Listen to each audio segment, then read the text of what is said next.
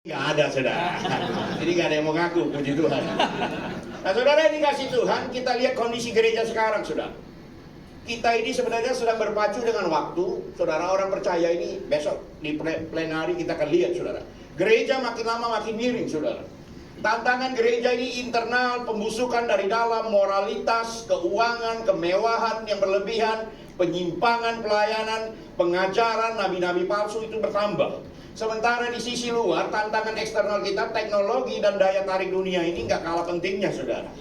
Yang saling tarik-menarik, bahkan yang keempat, tantangan nyata yang harus dihadapi gereja adalah ledakan demografi dan ideologi. Jangan saudara pikir kedar itu sudah habis.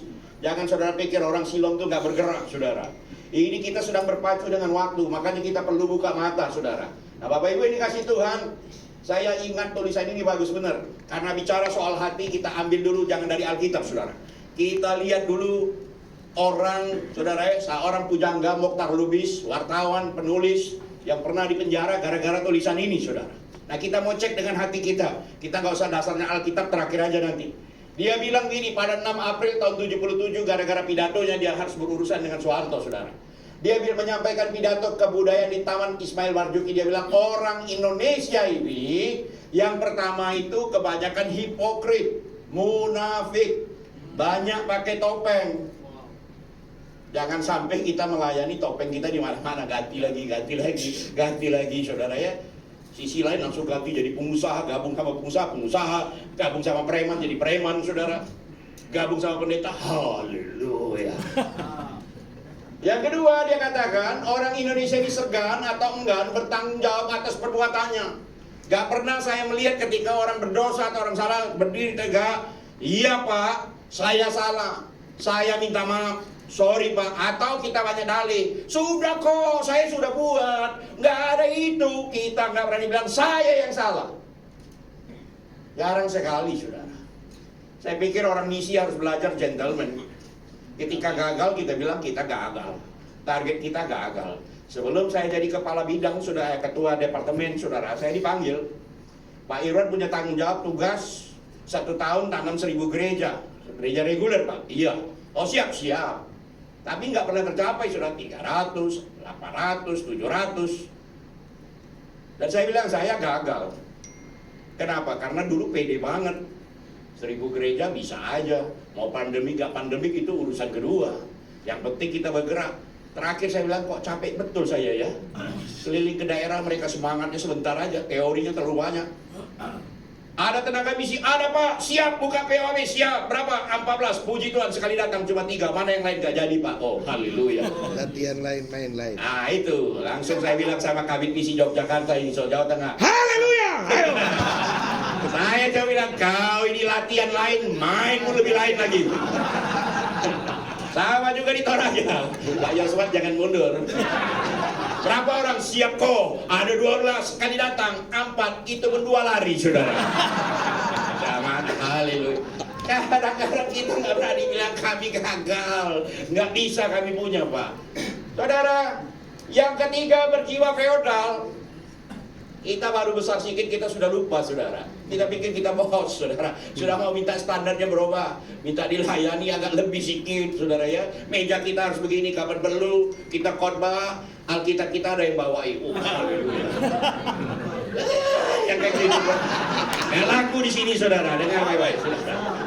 Jangan saudara berlaku feodal. Ini feodal ini ternyata dari dulu, saudara.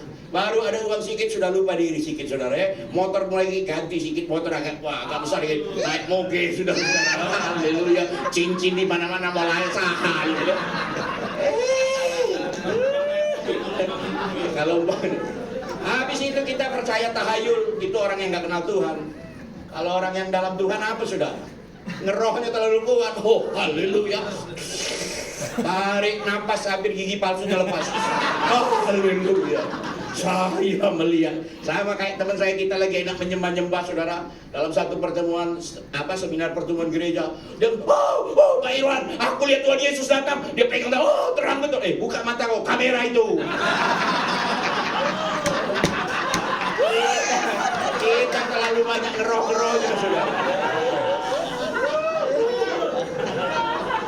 Tapi jangan lupa kita ini artistik saudara, orang seni. Amin. Amin. Pendeta kita ini nyeni-nyeni semua ini saudara. Lihat aja pandangan saudara. Baru pakai baju daerah sedikit sudah langsung foto-foto saudara. Langsung penuh Facebook, Instagram saudara. Saudara, habis itu kita ini berwatak lemah. Lemah itu kita kurang fight. Kita suka menjual kelemahan kita. Maklumlah Pak, kami dari kampung. Kami orang miskin. Kami BPD kami nggak mampu kirim orang. Ada berapa banyak BPD yang saya harus telepon, saudara. Bapak bisa bikin acara yang ratusan juta dengan bangga, mengundang saya datang, saudara, menceritakan dana yang masuk. Sekarang untuk kirim utusan misinya bilang dana nggak ada. Saya pikir, come on, saudara. Bapak Ibu dikasih Tuhan, kita ini boros. Ada uang sedikit bukan persembahan untuk misi yang meningkat. Hidup kita yang berubah, saudara. Ketika Tuhan memberkati kita, bukan standar pemberian kita yang meningkat, atau standar menabur kita, atau menambah berkat untuk di ladang misi, tapi gaya hidup kita yang berubah, saudara. Habis itu apa? Menyukai yang segala sesuatu yang instan.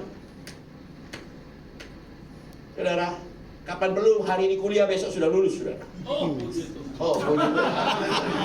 Habis itu dikatakan kita ini penggerutu, saudara. Artinya apa? Gak tahu mengucap syukur. Bapak Ibu ini kasih Tuhan. Mahatma Gandhi satu kali juga menulis begini, saudara. Manusia dalam zamannya nanti ada banyak orang mau kaya tanpa kerja. Tadi untuk lanjutin Mokhtar tadi, saudara.